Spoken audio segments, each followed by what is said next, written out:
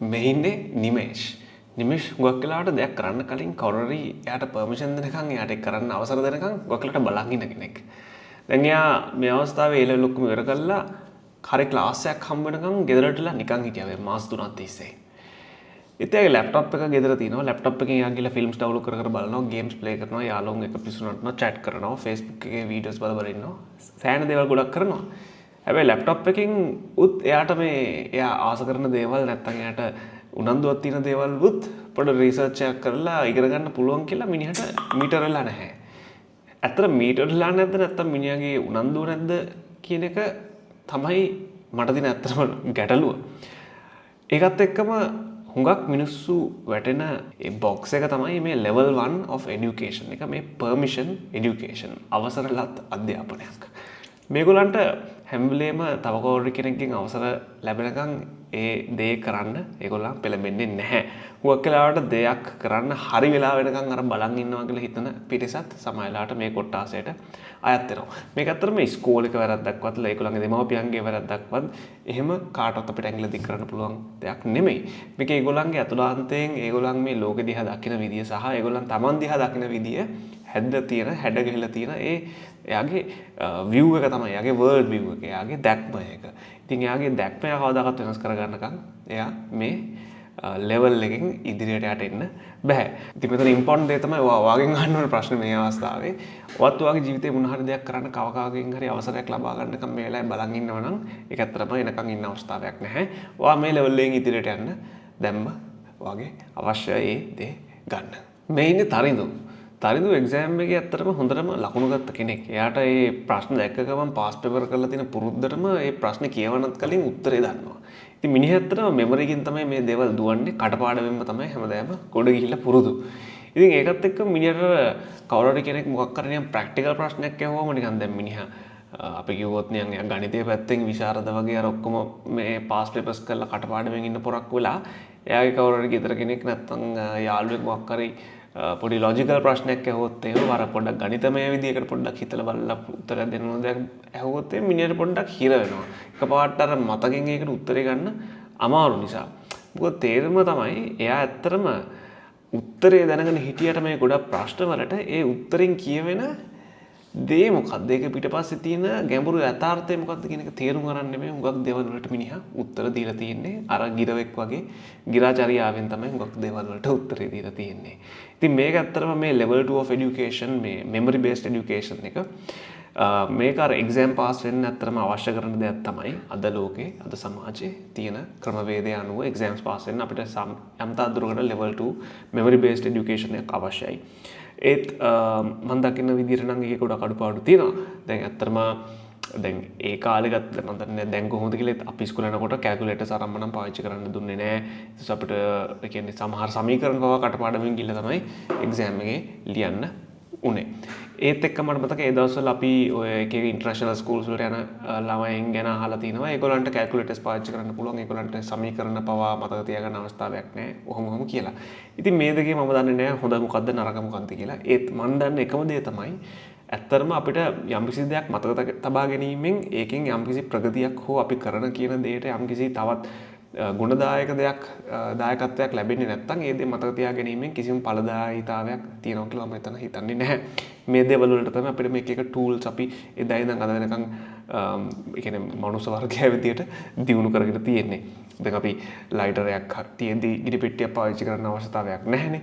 ලිපක් තියෙද්දි දර ලිපක් පාවිච්චි කරන්න අවශ්‍යතාවයක් නැහැනේ ගෑස් ලිපක් තියෙද්දි. ඉතින් ওই විදියට අපි දියුණුනොත් එක්කම අපිට එක එක ටූල්ස් දියුණුනොත් එක්කම මම හිතන්නේ ඊට කලින් තිබ්බ ටූල්ස් අවලංගු භාවයට පත් වෙනවා. ඉතින් ඒ විදියට තමයි මේක යන්නේ.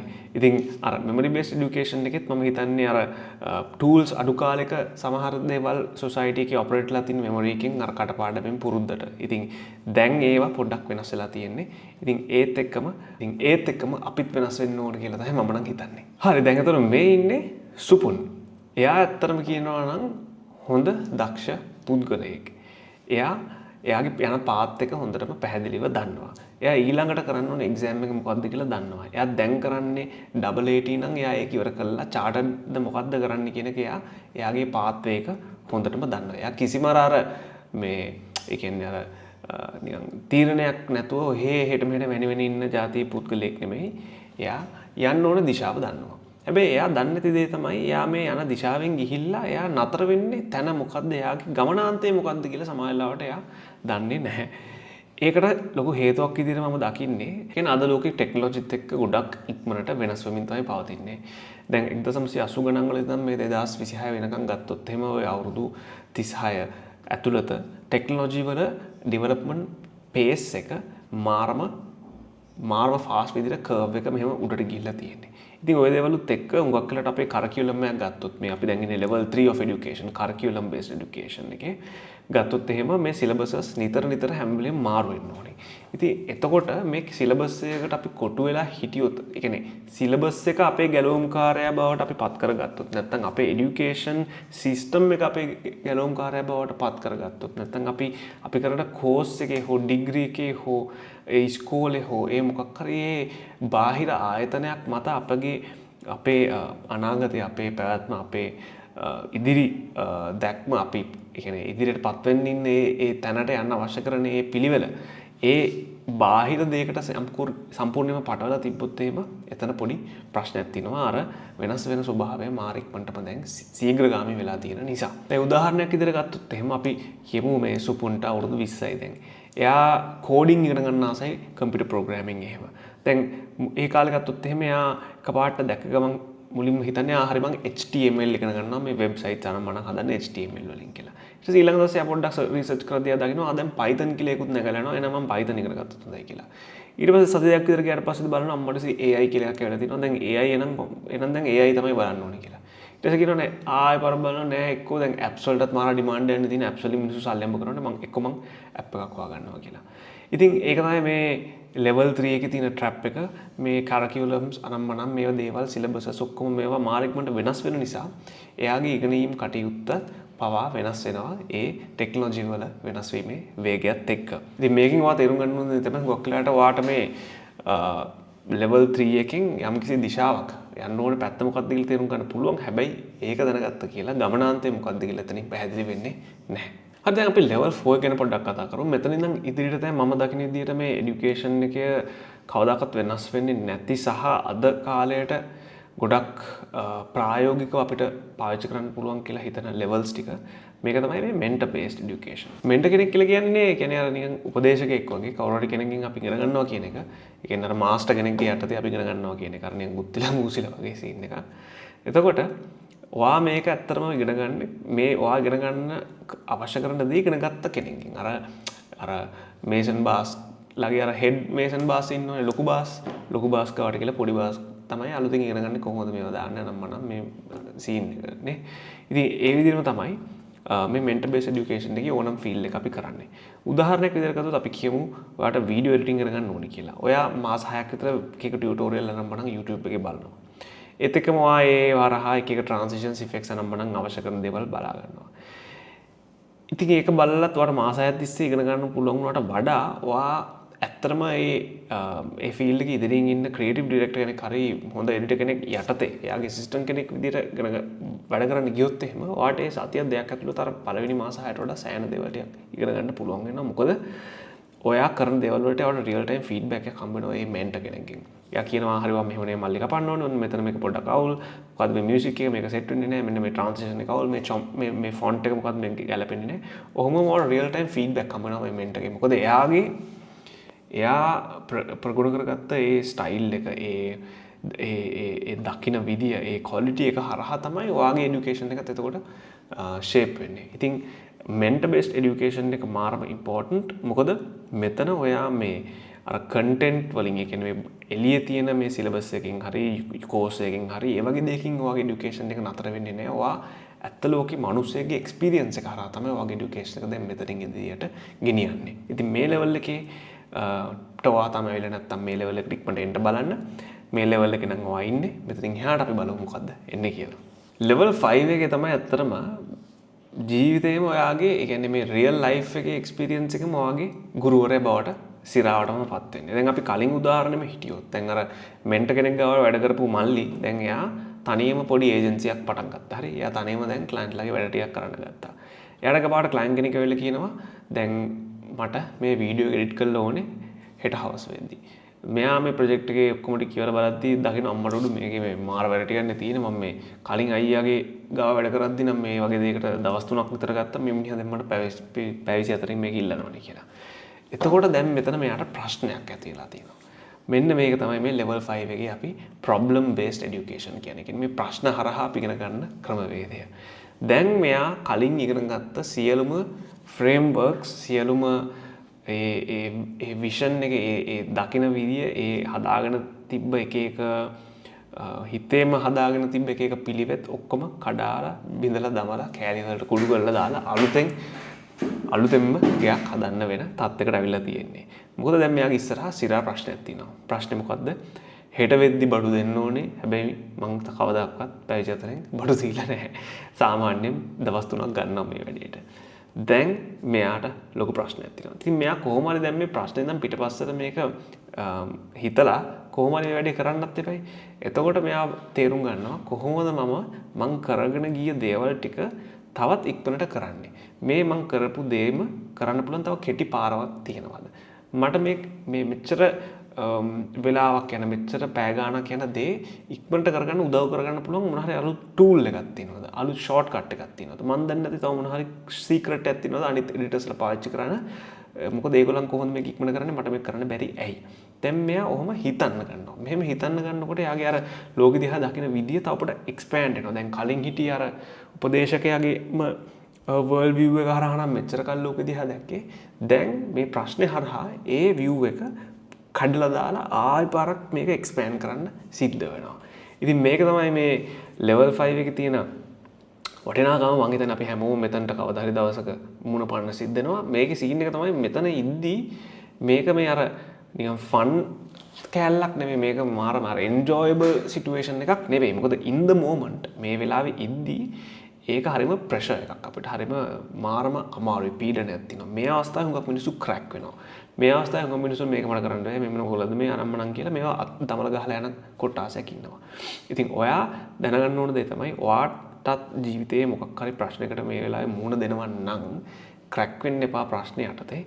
ඒක තමයි ඔයාගේ දැන් මේ level 5 එකෙන් ඉදිරියට ඔයාට එන්න පුළුවන් අවස්ථාව. ඉතින් මේ ප්‍රශ්න වලින් කොහොමද ඔයා ඉගෙනගෙන මේ ප්‍රශ්න විසඳ ගන්න අලුත් ක්‍රමවේද හොයාගන්න කියන එක තමයි ඔයාගේ හිතේ තියෙන්න ඕන දේ. ඒතකොට level 5 එකත් එක්කම මේ 6 and 7 උත් පොඩ සම්බන්ධතාවයක් තියෙනවා. මොකද දැන් 5 එකේ යාට ඇතිවෙච්ච ප්‍රශ්න හරහා එයා අලුතින් හිතන්න ගන්නවා මේක කොහොමද මෙහෙම කරන්නේ මේ දේ කියපු දේවල් වැරදිද මගේ උපදේශකයා කියපු දේවල් වැරදිද ඔහොම.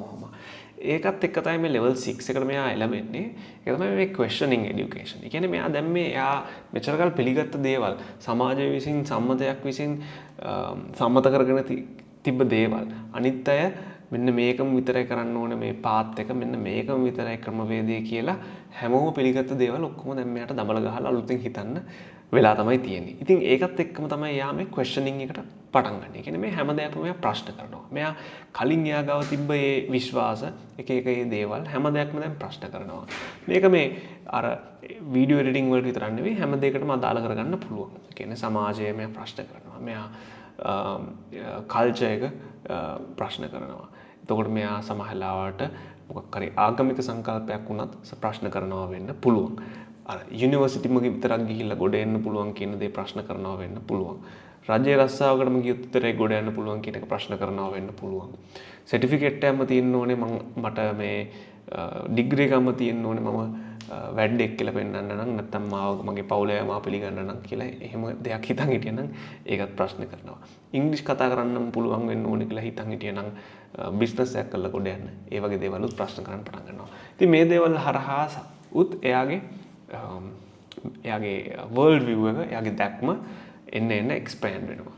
මෙතන පොඩි ප්‍රශ්නයකුත් තියෙනවා මේ ප්‍රශ්න කිරීම හරහා. ඒක තමයි අර අපේ මොලේ හැදිලා තියෙන්නේ හුඟක් වෙලාවට අපි හිතන පැත්තටම බයස් වෙන විදියට එවිඩන්ස් එකතු කරගන්න. මොකද ඒකට හේතුව තමයි අර අපේ කොග්නිෂන්. ඒ කියන්නේ අපි හිතන විදිය හැදලා තියෙන්නේ හැම වෙලේම යම්කිසි මොනවාරි ප්‍රශ්නයක් තියෙනවා නම් විසඳිච්ච නැති ඔළුවේ ඒ ප්‍රශ්නේ කොහොම හරි පුළුවන් තරම් ඉක්මනට විසඳලා දාන්න. මොකද එතකොට තමයි RAM එක ඉතුරු වෙන්නේ. ඒ කියන්නේ එතකොට තමයි ඒ ටාස්ක් එක මොලෙන් අයින් වෙලා තව දෙයකට හිත යොමු කරන්න පුළුවන් වෙන්නේ. ඒක නිසාම පොඩි ප්‍රවණතාවයක් තියෙනවා වැරදි සහ කියන්නේ වැරදි තමයි ඉතින් කියන්නේ වැරදි එවිඩන්ස් එකතු කරගෙන තමන් හිතන පැත්තට අවශ්‍ය කරන බොරු එවිඩන්ස් හදාගන්න පොඩි ප්‍රවණතාවයක් තියෙනවා. ඒ කියන්නේ තමන් හිතන දේ ගැන පවා තමන්ට පොඩි අවබෝධයක් තියෙනවා. හිතට එන දේවල් ගැන පවා. හැබැයි මේක හරහා තමයි ඔයාට ඔයාගේ ෆයිනල් ලෙවල් එකට එන්න පුළුවන් වෙන්නේ. ඒක තමයි creation based education.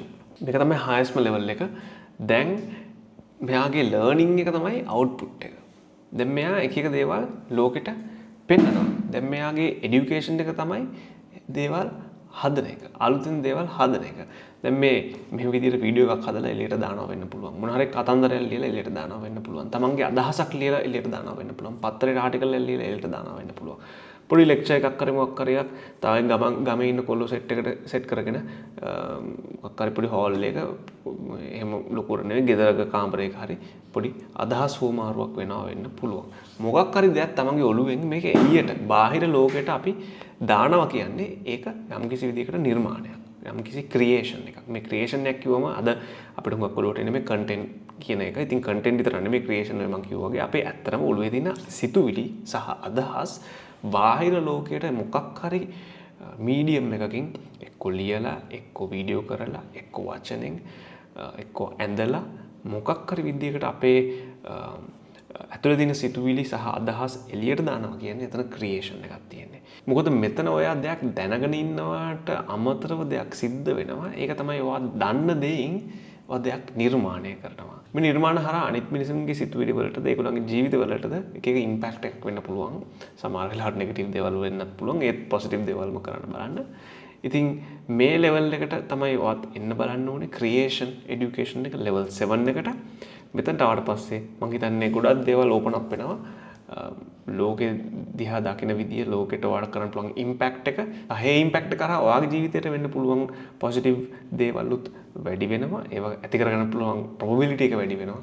ඉතින් මේ ලෙවල් එකට වත් පුළුවන් තරම් ඉක්මනට එන්න බලන්න. ඉතින් මේ වීඩියෝ එකෙන් ඔයාලට දෙන්න ඕන වෙච්ච පණිවිඩය තමයි මේ ඉස්කෝලවල අපිට වැදගත්, යුනිවර්සිටිස් අපිට වැදගත්, කෝසස් අපිට වැදගත්, සර්ටිෆිකේට් මේ පොත් එක්සෑම්ස් හැම දෙයක්ම අපිට වැදගත්. ඒත් මේ දේවල් විතරක් නෙමෙයි এডুকেෂන් කියන්නේ. මේ දේවල් වලින් එහාටත් තමයි এডুকেෂන් එක ජාති තියෙනවා. ඒ කීපයක් තමයි අද අපි කතා කරේ. ඉතින් ඔයා ඉන්න ලෙවල් එකකින් ඉදිරියට ලෙවල් එකක් එන්න බලන්න. මේ වීඩියෝ එකෙන් උත් ඔයාට පොඩ්ඩක් තව එක ලෙවල් එකක් උඩට එන්න උදව්වක් වුණා කියලා මම හිතනවා. කියුරියොසිටි එක මත හැම වෙලේම ඔයාගේ විශ්වාසය තියාගන්න. ඒක කවදාකවත් නැති කරගන්න එපා. ඒක හරහා ඔයා කොතනද ඇවිල්ලා නතර වෙන්නේ කියලා බලලා මටත් මෙසේජ් එකක් දාන්න.